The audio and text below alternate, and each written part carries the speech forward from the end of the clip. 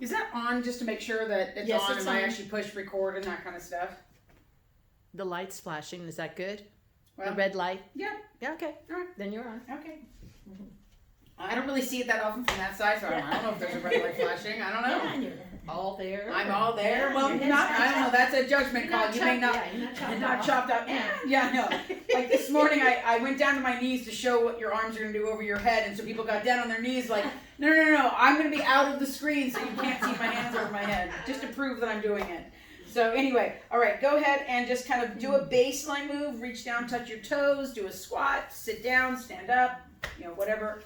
It works for you functionally and that kind of stuff. Got your little page boy haircut going on. I and that got a kind little of cut today. Looks I gotta figure Looks out. very good. You know what they cut? My girls always cut it, but then I like to style it different.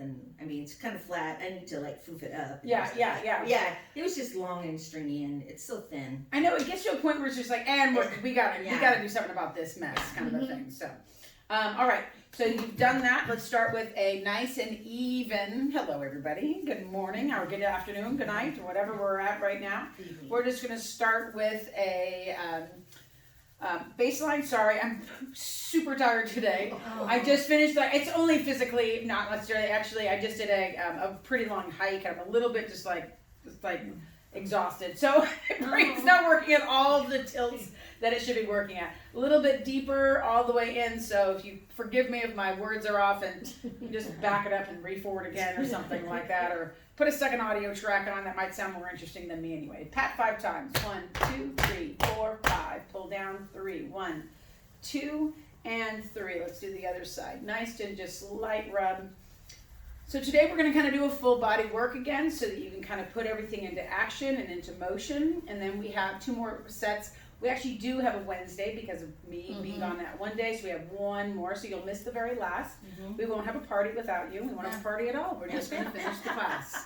And then a little bit firmer, a little bit, maybe a little bit faster.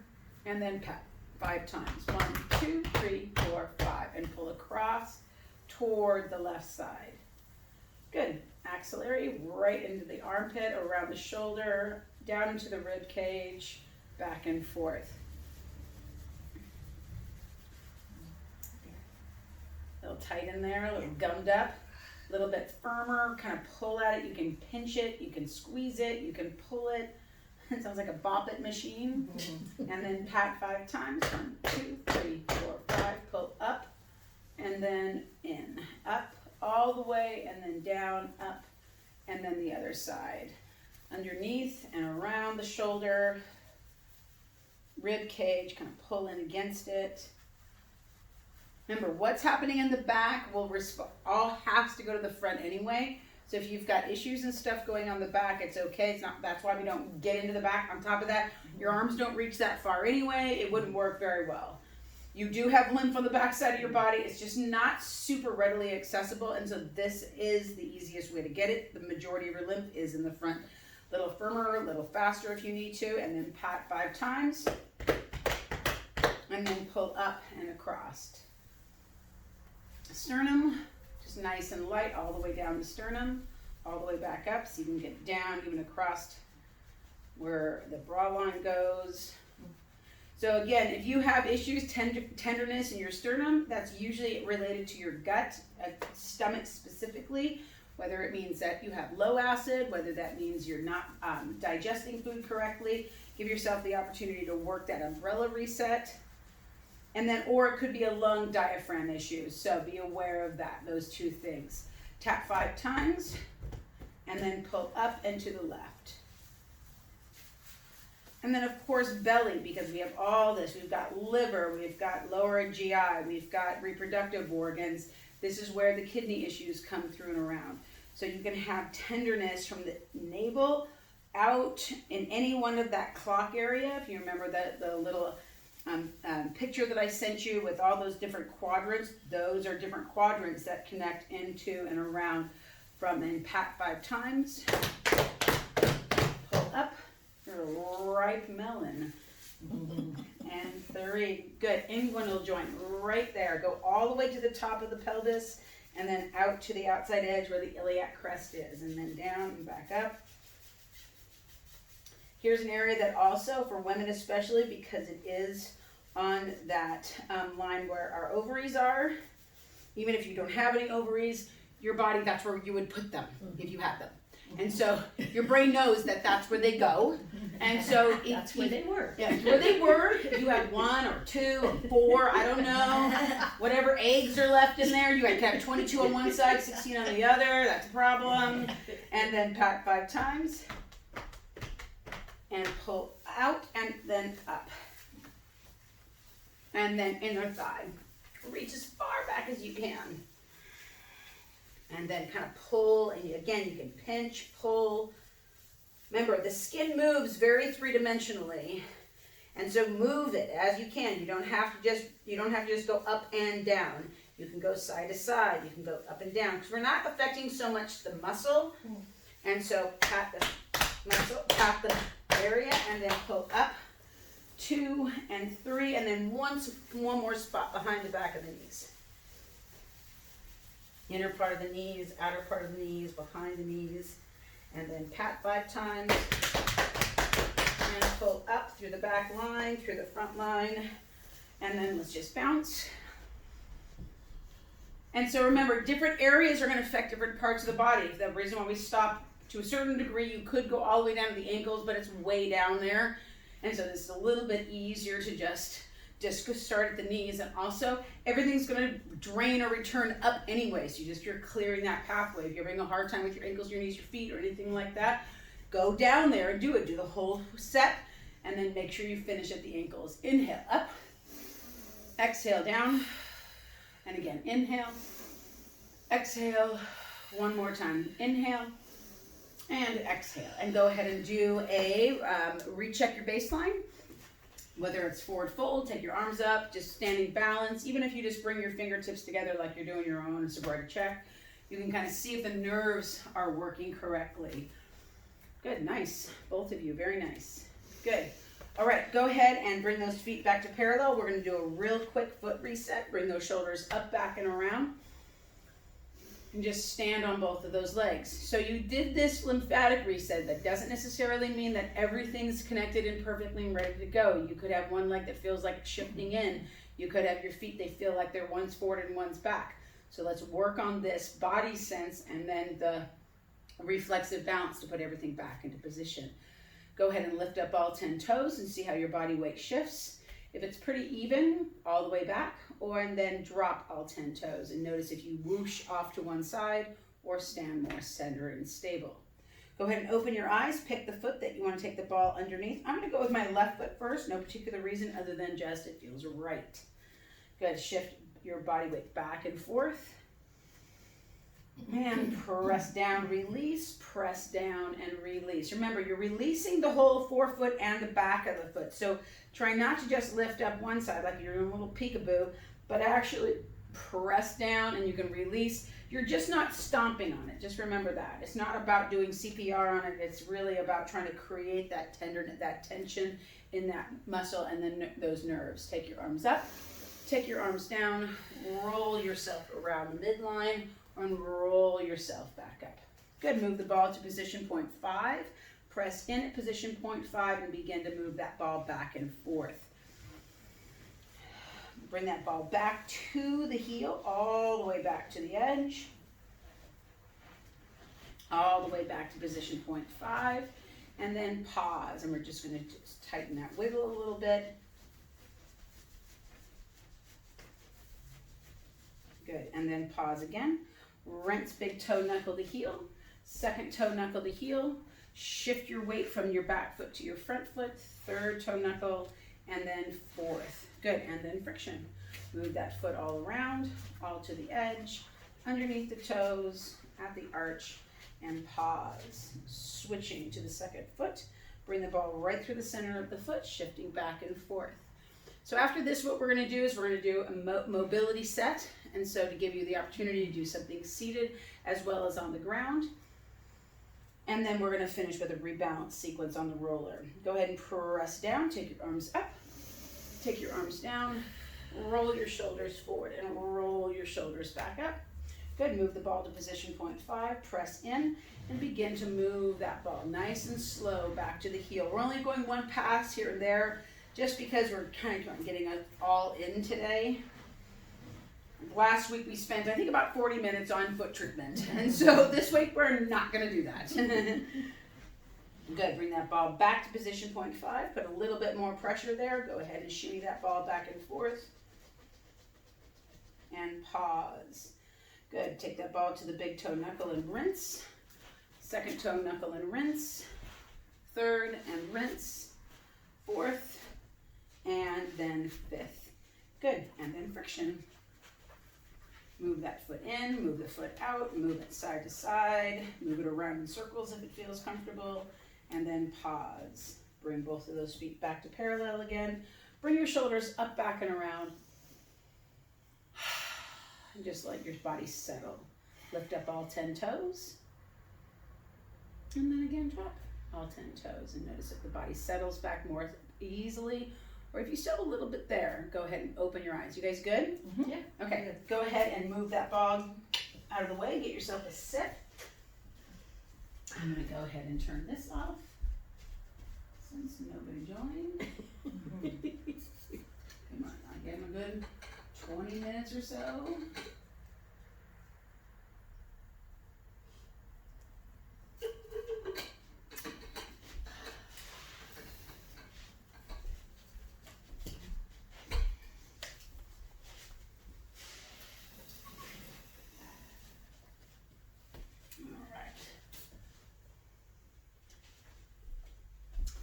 Okie doke. So, a mobility set is something that can help you reset whether you're sitting, standing, kneeling, or lying. You can actually do a mobility set just by itself or as a complete movement pattern to add to your workout. But the initial and most specific purpose for doing it is to reset the body. Remember, it's just like pushing reset on a phone. On a phone or on a computer or something like that. It just brings it back in a sense to zero. So the body isn't fighting against the electrical system of the whole body. So we'll start by standing and doing a standing reset. Again, you had your baseline that you started with. If you want to check another baseline, push up, pull up, row, push up. You can sit down, stand up. So if you want to choose something else, you can choose something else right now, or you can stay with what you had just done. Either way is fine. You guys good? Or you want to try something else? Very nice. Nice squat, actually. Good. How are you feeling today? I'm feeling good. Good. So the other day was just kind of, I think it's just too much sitting for too long. Yeah. Okay. So everything's good. Everything's good. Great. Fantastic. Sounds great. Nice. Both of you on that forward fold as well. So go ahead and place your hands on your belly. Bring your head up, eyes open, and we're just going to move the eyes around all you want. You can turn the head all you want, so you're not stuck in place. You're never stuck in place, even though it feels weird to look around. You're not trying to do anything. You're just trying to keep the body aware and so on. So you're not trying to focus in on the other side of the room or close your eyes and have a peaceful moment. You're just trying to connect the nervous system. So just place your hands on your belly just so you can give yourself some response into the body. And put your tongue against the roof of your mouth like you're going to swallow something. And begin to breathe into your diaphragm. And we'll do this for about 1 minute. So a specific reset is really only about 1 minute long at the minimum to up to 10 minutes long. And any more than 10 minutes, it starts becoming a workout in a sense, more so than a reset. So you could do one movement for 10 minutes. You could do 10 movements for 1 minute. And so you don't have to do everything every single time. You're just trying to move through sequences that make the body feel a little bit more connected, a little less just on the fringe, or you're trying to fight your own movement. And then again, opening the diaphragm, not only does it help to draw down the line through the esophagus, draw up the line from the floor of the pelvis, it also works with all of the organs as well. So it's releasing the tension and the pressure inside the ligaments and organs. And we'll begin with the head nod. Look up, eyes down, look down. Remember, where your eyes go, your head will follow. Where your head goes, your body will follow. So if you're feeling off balance, check in with your eyes first. Notice if it's hard for you to focus. Notice if you're having a hard time looking before you turn your head. Notice if it's just you've been staring at the same thing for a while. And then now turn your head. So look to one side and turn your head. Look to the other side and then turn your head.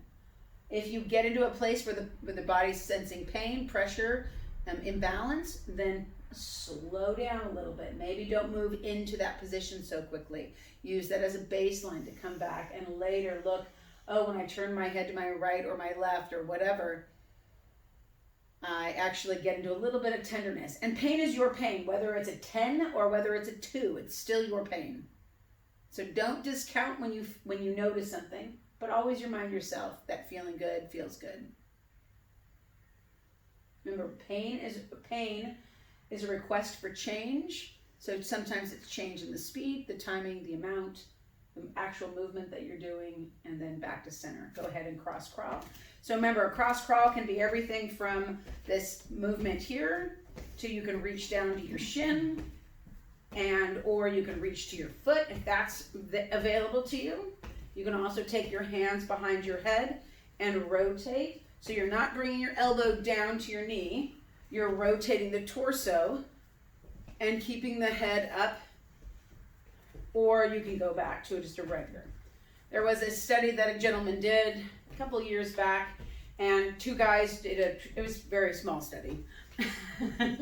2 guys did a training for a marathon. One guy basically walked in place and just did the same amount of time walking in place, just walked every day in place and added that time, just really looked at what he was doing and walking. And then the other guy did kind of more of a traditional run, and then I think there was a test group of they just ran without trying to practice. The guy who actually just walked in place did better than the guy who trained. And so, because he learned how to use his hip flexors, his breathing, he could relax for longer periods of time, and so the body just kind of went along with the movement. Go ahead and pause and recheck your baseline. Maybe it's down and touching your toes. Maybe it's a squat. Both of you, very nice. Good. Yeah. Nice squat too. Yeah. Feel good? Yeah. Feel good even after today's workout? Yeah, absolutely. All right, go get a chair. If you have a chair or a table or a desk or a counter, either one of them will work for this part.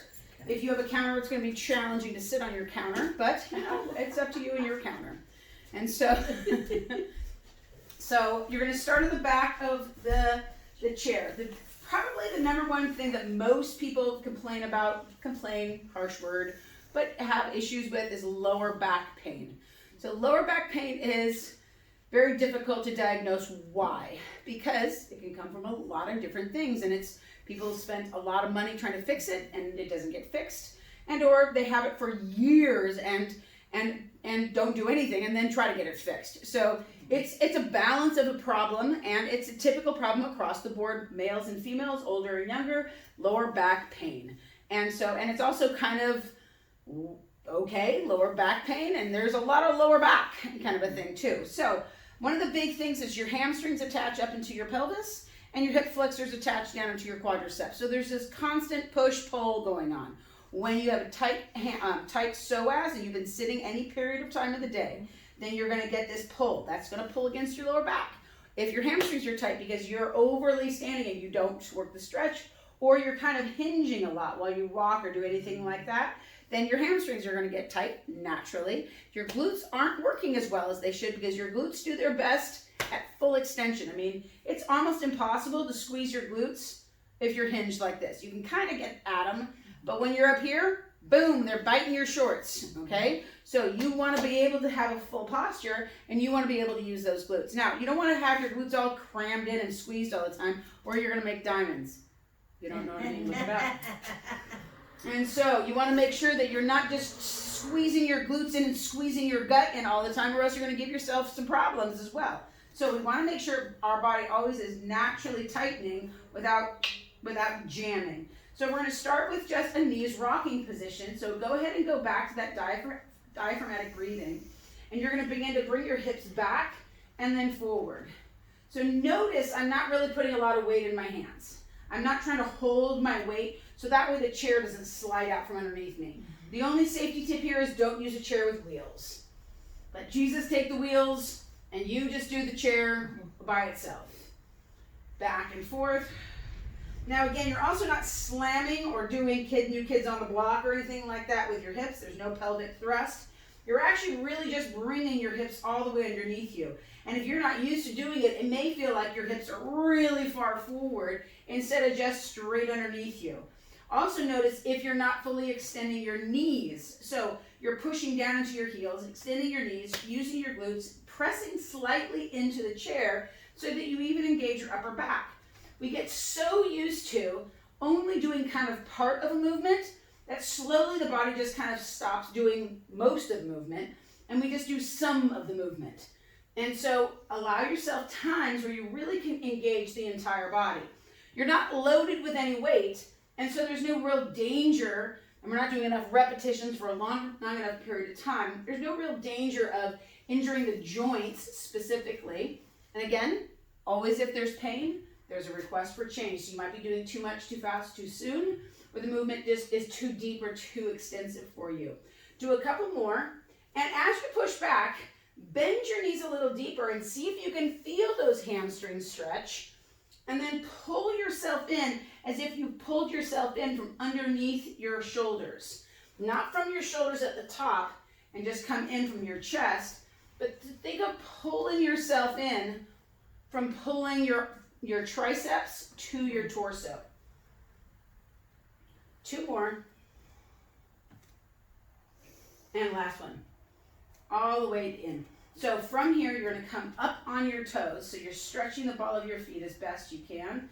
And then you're going to drop back into your heels. Just a bend and a straighten.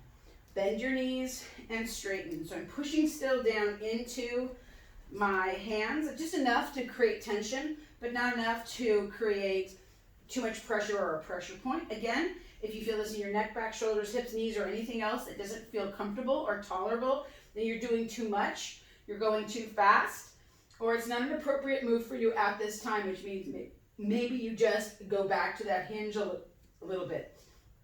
2 more. And last one.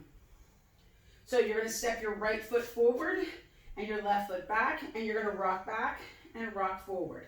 So this is a really nice and simple movement for the SI and the sciatic nerve line. So I'm dropping my hip down, which means I'm elongating my heel down, which means I'm elongating that nerve line, and then I'm coming out of it and elongating the front line of the body. Drop back and forward. On top of that, I'm mobilizing the ankle. You might have just heard my ankle crack there. And I'm getting some motion out of that ankle. And it's just real simple movement. I mean, you could do it without, but there's a lot of wobble going on there. And so you get a little bit more specificity of movement. Good. And one more, press back. Let's go the other foot. So again, you're rocking back and lifting up. I'm opening up. You okay? Yeah. Okay. I just said my ankle popped. Yo, good. The right one. Good. Not the left, but the right one did. Okay. Good. And you can always open up those toes a little bit more and really come into that foot position. You just want to keep your head on the horizon so you're not hanging into this, so your arms are still packed in. One more time and up. Good. And so you're going to cross crawl again here, but you're going to hold on while you do it. You've got 10. Actually, pressing into something actually helps create context for your core. 3 more. 2 more. And last one. Good. So a real simple way to do an upper body reset. Recheck your baseline. So we did neck and knees rocking. We moved the ankles, the feet, and then we also moved the upper back and shoulder, but nice and simple. Good. Good. Nice, Marina, even with different hand position. That was really good. Yeah, that was nice. Good. Go ahead and take your chair. Let's sit in your chair. Sit back in your chair so you're nice and tall. And again, sitting towards the edge of your chair is more ideal than sitting all the way in the back, because you want to have actually as much range of motion. It's real hard to lift the knees up when you're all the way back in the chair. And then oddly enough, we tend to let the tailbone scoop underneath us, which actually wreaks havoc on the psoas. So as often as you can, if you have to sit in a chair for any period of time, you want to sit forward. The whole other issue though is like when you're standing, don't just hinge in and like be just like you've all folded forward. Again, you're tightening up the muscles that you're tightening up the hamstrings, the glutes, and you can't contract them. So, but when you go right over, you may be able to notice this. I'll turn to the side. Well, we'll see if you can tell what I'm doing. Place your hands on your knees, press them down, and tighten up your glutes. Notice you raised up a little bit, and then relax. Did you see me raise up? Yes. Up, and then back down. Turns out I have a very big butt, and so that's probably why I raise so high. And I mean, some people might just shoot to the ceiling, I don't know. And so again, you're just trying to squeeze those glutes individually or at the same time, and then drop down. And now, I don't know if you ever saw this when like guys would do this and they like their pecs are so big that they can like, Oh yeah. they can like and pump them. Yeah. Don't try it at home, and don't even try it in the mirror. It's not really a good look. And so be aware, but you can kind of do it with your butt, okay? So come up, see if you can kind of just lift up one butt cheek. Now, I'll say this, if people are in the room, they're gonna think something else is happening, okay? All right, they're gonna think, what'd you just do over there, lift up one butt cheek? No. It's just, you're just working out your glutes. You can just say that, okay? So one butt cheek and relax, the other butt cheek and relax. So you know if both butt cheeks are doing this and relax, and the other butt cheek and relax. If you're having a hard time actually contracting one over the other, isolating it, you've got some issues going on in your glutes, which is it's gonna complicate or it's gonna add to potential lower back issues. Good. So again, both knees at the same time, and then down. So if you're gonna have to sit for a long period of time, like some people might have to sit for a long period of time, like about 5.5 hours, you're gonna wanna actually activate the glutes as often as you can. Don't get too carried away with it because your head's just gonna bob up and down on that chair. I'm like, what is going on over there? So, but every now and again, every hour or so, just give yourself a couple of glute clinches, just tighten them up as tight as you can, and then relax and do that a couple of times. And it really does make a nice difference from your lower back. All right, so from here, hands down, hands on your knees, pull those shoulders back. Pull as if, but without sliding, pull your elbows back to bring your body forward. This is a nice, easy hinge for the back. So pull your elbows back, pull your rib cage in, and get over the top of your legs. The reason why you're here and pulling those elbows back is you want to use your lats. These are these big muscles in your back that actually are core muscles that stabilize the spine and actually stabilize the lower back. And if you don't engage your lats, if you don't know where they are, we'll have a discussion about that at another time. You are kind of putting your upper back at risk because there's nothing pulling down, and you're putting your lower back at risk because there's nothing pulling back. So they're really an impressive muscle area. Two more, hinge forward and come back up. And again, hinge forward and come back up. Good. One leg out, and you're gonna hinge forward and come back up. And again, hinge forward and come back up. So again, you're not trying to lean into the leg, you're just trying to lean just like you were over the leg. Hinge forward, watch that you're not pushing your ribs out, but you wanna keep your ribs connected into the body. And then back up, and then over. So if you're sitting down a lot, maybe your work asks you to sit for the day, that's kind of just your place, not because they're requiring it, but that's just the most convenient place to work, is doing movements like this can really help the lower back as well and the hips.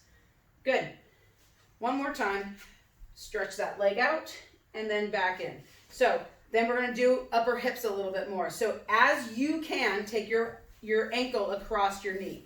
Now if that's not available to you, you're going to do the same thing, and you're going to put your ankle underneath your knee, and you're going to hinge forward. From here, I want you to think of, for you guys, if your knee is over your ankle, you're pressing down, but the same thing goes if your foot is behind your ankle. Lift the chest up, get long, and then stand, and then sit back up. And then switch and do the other side. Are you guys still breathing? I have the timer going on. Move your right foot level.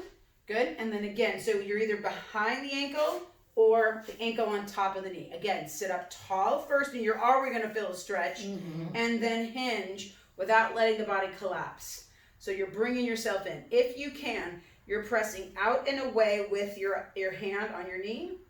The same thing would be if your foot was on the ground behind your other foot. And then come back up. Now this is going to be a little different. For the person who's got their hand behind their knee, you're just gonna let your knee go in and out. Okay, so you're gonna just take your hand behind your knee and go in and out. Everybody else, you're gonna go back. If you can put your foot up here. If you want to play with that position, you can. Bring your left foot out from underneath you. You want to make sure that you can see your toes out from underneath your knee. The reason why is you want to have a good position, so you don't want to be tucked in, and you don't want any work to happen in this leg right here. So you're going to actually hook your heel across, and you're going to pull from the bottom leg. And then you're just going to help shove a little bit, gently shove your foot over. And then come back to center, and then go back over. Is that okay? Mm-hmm. Good. And again, it's just a gentle movement. You can feel it on the outer hip of both legs. You may feel it on the inner thigh. But again, it's another angle to get at that hip. That's a very complex joint. There's a lot of muscles in the pelvis, but there's about 4 big ones. There's the gluteus maximus, the big one that everybody thinks about. Gluteus medius, which is on the outer and upper part of the hip. There's the gluteus minimus that brings the hip in together, and then there's the piriformis muscle. That's the butter of them all. And there's some other ones too. And then pause. Hinge over again to see if you've got a little bit more range, or just kind of find that space in there again. And then bring yourself back up. Let's do the other side. So again, if your foot is around, you're just going to kind of pull in and out. So if your foot is around your ankle, you're just going to do kind of almost like a butterfly kind of a position. If you can take your foot all the way up top, notice my foot is flexed also, and then I'm going to use my bottom knee to pull my leg over. Notice also how my knee goes from kind of outside the line of my body to kind of almost inside the line of my body, because I'm just taking it across. I really like your tights. You get new tights? Yes. Yeah, they're very cute. Yes. And then just kind of pull in and out. You can have, if this is tender on the knee, if this bothers your knee at all, again, you're always thinking pain is a request for change. So you're going to do less, you're going to do it slower, or you can change the position altogether. So there's no reason really ever to be in unbearable pain or to get yourself into pain. I'm in pain. I'm in pain. If it's tolerable, that's a different whole thing. But that's always a questionable thing, because sometimes people tolerate a lot of dumb pain. You know, I know a lot, you probably have in your life tolerated pain that you shouldn't have had to tolerate. And then sometimes it's, you don't want to say anything. Ex-husband. I don't know him, so I don't know. Tolerated pain. Go ahead and pause, and then again hinge forward. Good, and then come up. So I'm just going to turn just to the side so it's a little bit easier to see. So we're going to get into the upper back. So we're still moving that pelvis, but reach back for the back of your chair. Okay? Now, there's 2 ways to grab this kind of a thing. You can put your elbows or hands at the back of the chair, and you're just going to kind of pull yourself forward. You know how on the TRX maybe we do that chest stretch like this? Yeah. So you're going to do a little chest stretch, and you're going to open the front of your chest. So I'm fully extending my elbows, and I can nod my head. When I'm in extension in a joint like this, I really can have more range of motion in another joint, which is right now my cervical spine. But this right here connects all the way down to my pelvis, and so I can release the tension in my esophagus, in my trachea, all the way into my belly, through my pelvis, into my organs. And I know it's hard to kind of connect that everything is connected, but everything's connected. One more time, lift that head up, and then back down, and then gently release. Now, because the seat of this chair is long, and not all chairs are this long, you may need to sit back. But if you're sitting in a chair also for a long period of time and can't really get up, sit back just enough so that you can kind of touch the chair with your elbows. And it may be different for any one chair, for any one person, and then you're gonna push backwards. So if you can't grab the chair, you're gonna push backwards into the chair and still open up the chest and release. And then push into the chair, lift the chest, and release. One more time, press into the chair, lift the chest, now nod the head again. And so it's essentially the same movement. It's a little different, but it's the same idea. Keep pushing back into that chair. Don't let the arms relax. And then down. Good. Go ahead and bring your hands center. Roll your shoulders a couple of times just to get them kind of eased if there's any tension there. Go ahead and cross crawl, either sitting or standing. Look up Remember your eyes, where your eyes go, there your body will go. Look down, look left, and look right. And you can look just with your eyes, or you can look with your eyes, then your head. Go ahead and stand back up and recheck your baseline. Now again, not in all situations, like if you're at work, you may not be able to get up and check your baselines all the time. Nice, good. And then roll yourself up. Feel good? Good. All right, go ahead and put the chairs away. Let's get our roller. And if you want, you can get onto the ground or you can get onto the wall. So we're gonna do a rebalance sequence either on the ground or on the wall. You're gonna get on the ground? Me? Yeah. Yes. Okay. So go ahead and lay yourself on the ground. And again, you're just laying your whole head, shoulders, hips, everything down. Your feet should be about hips distance or a little wider than that. Maybe if you like think of a mat, which is about 2 feet, your feet are about 2 feet apart. If you're on the wall, it's a little different because it's a wall and you can't put your legs straight underneath you necessarily, but you do want your hips, your ribs, your shoulders, your head to be on the wall. And if you can, just let your arms hang by your side. So you're gonna notice if your arms float up or they hang back or where they go when they're on there. The only thing I want you to make sure that you do if you're on the wall is you're not shoving yourself back. It should feel like you're touching gently, okay?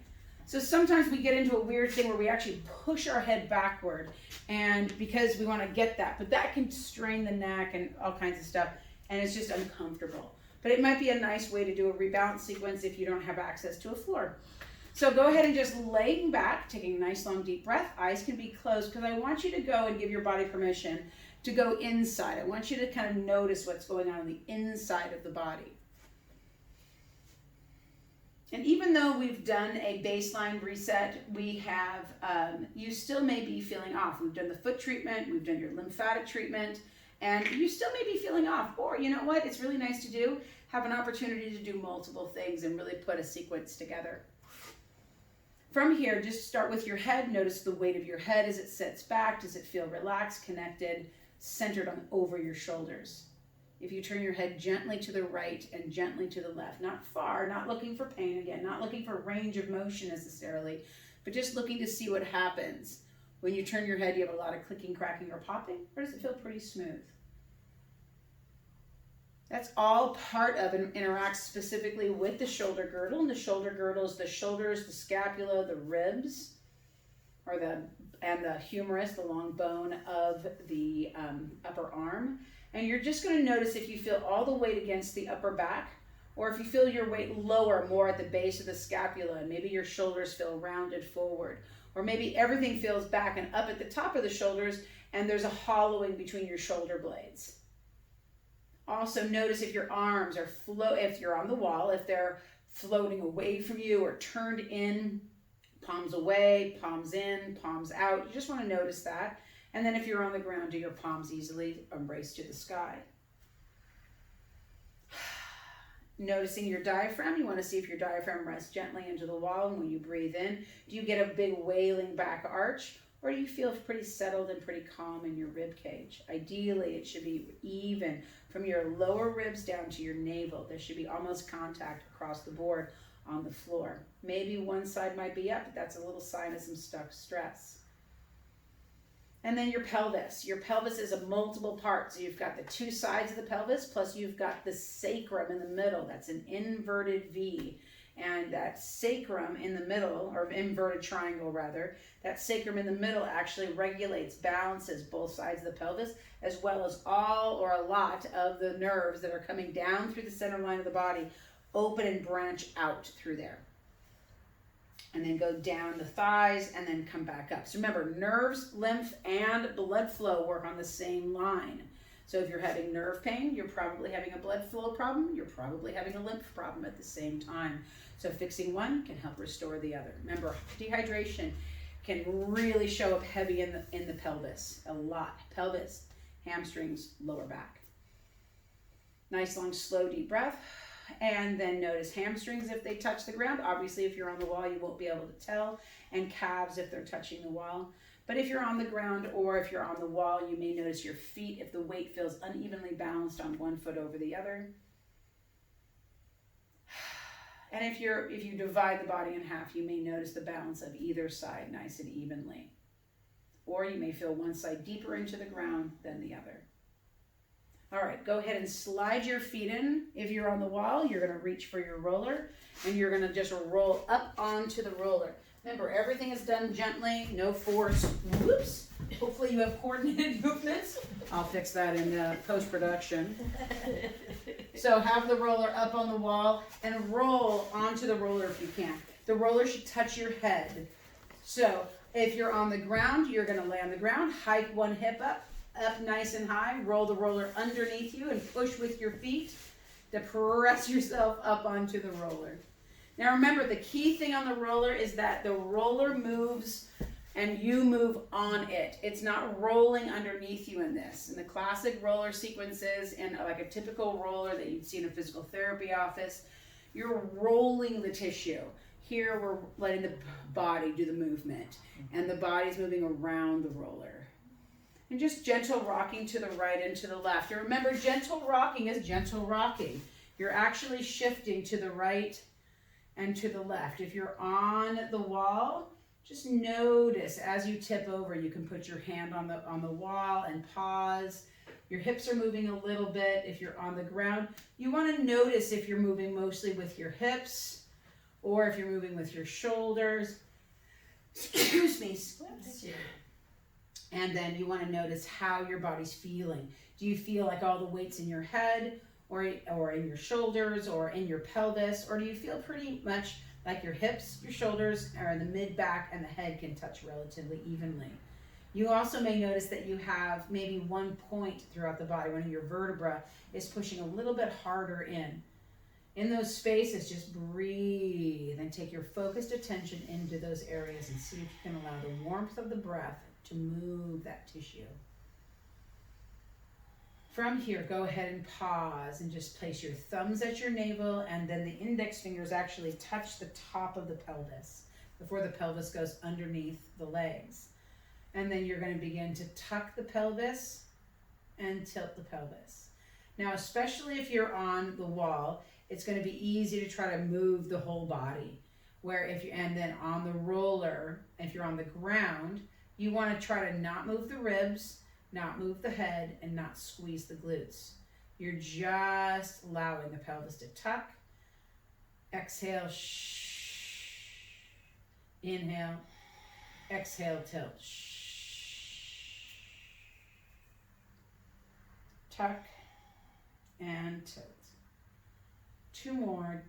And again, I count so I can remember to stop doing this, but you can do this for any period of time that's comfortable for you. Just move the spine. So you can do this for 1 minute to only as much as 10 minutes. You don't really want to spend more than 10 minutes on top of the roller in any one position. It just will add to compression. Take your right hand to your chest and just breathe. Feel your rib walls up. Exhale. Again, inhale and exhale. 1 more deep breath. Breathe to the width of the rib wall. And exhale. From here, reach your arms out and towards the knees. If you're on the wall, your arms are angled slightly down. If you're on the ground, your arms are angled towards your knees. You're going to pull your shoulders down around the roller and then reach out and away from the roller. Pull down and then reach back. Pull. So you're not shrugging your shoulders. There's no tenderness in your shoulders up or back. You're really almost hugging the roller with your shoulder blades. 2 more, pull back and out. Once more, pull back and out. Both arms, double arm circles up overhead, circle around. If you're on the roller on the wall, keep your elbows light. If you're on the ground, you're only going to the width of the body. You're not going below the line of the body. Take your arms overhead, circle around. And again, take your arms up and overhead and circle around. Single arm reach. Take your one arm overhead, reach up. Take the other arm overhead. So again, overhead is you're alternating your arms. One arm goes up as the other arm pulls down, and then switch. Almost let the arms float past each other. instead of being so defined and almost like robotic. Just let them kind of float up and float down. And then bring the hands together in the center. Fingertips only touch, kind of you made a ball out of your hands. And then if you're on the ground, you want your hands kind of lined up between your sternum and your belly button, so it's not too high. And then you're gonna pull those arms away. Elbows slightly bend, maybe you get as low as the ground or the wall, and then bring those hands back in. And again, pull the hands away. So whether I'm on the ground or I'm standing, I'm allowing for not really a stretch to happen, but for the weight of tensional pull to pull the chest from the sternum out to the fingertips, and feeling maybe even into your thumbs, your forearms, your elbows, that pulling, that tensional pull of the nerve inside the fascial line. Once more, open up those arms, and then just let the arms drop back to the sides. From here, as you can, roll off the roller, extend one leg out. If you're on the roller on the wall, just move that roller out from underneath you and lean back into the wall. And just let your head settle.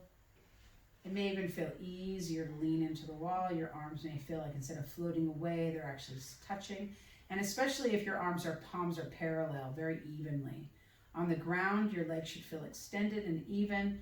Palms roll towards the sky, so your chest is open, and the head weight should feel centered and settled back.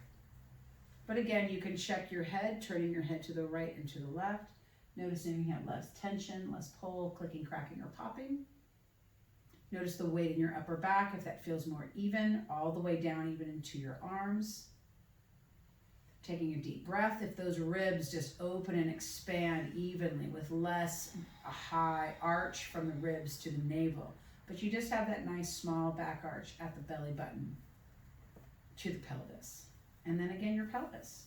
Notice if it's sitting evenly on the tissue, not just centered on the sacrum, but around the outside edges. And that would lead also into the hamstrings. The release of the psoas was not pulling against the lower back. And then dividing the body in half, noticing the right and left sides, that it feels a little bit more equal, a little bit more equanimity on the ground. Exhale. Good. Go ahead and open your eyes, and as it's comfortable, go ahead and stand back up or roll yourself upright and recheck your baseline if it feels comfortable to you.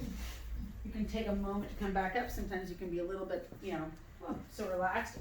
You don't want to come up? Oh, nice. Even better, Marina.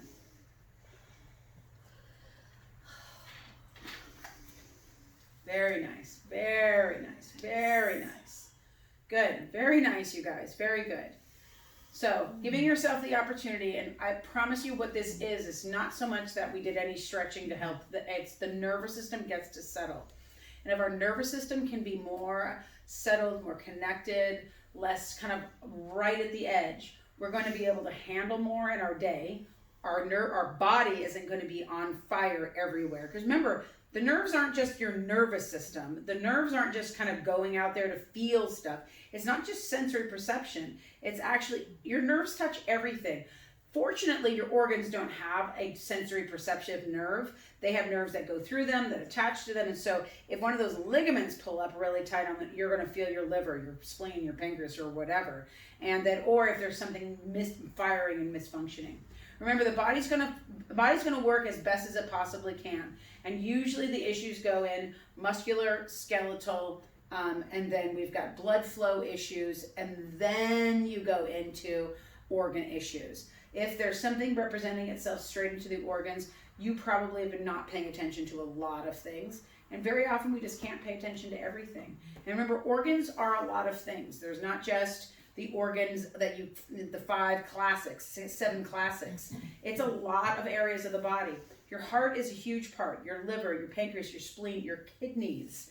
All of these have emotion to them. All of these deal with hormones. All of these deal with issues of intention and thought also.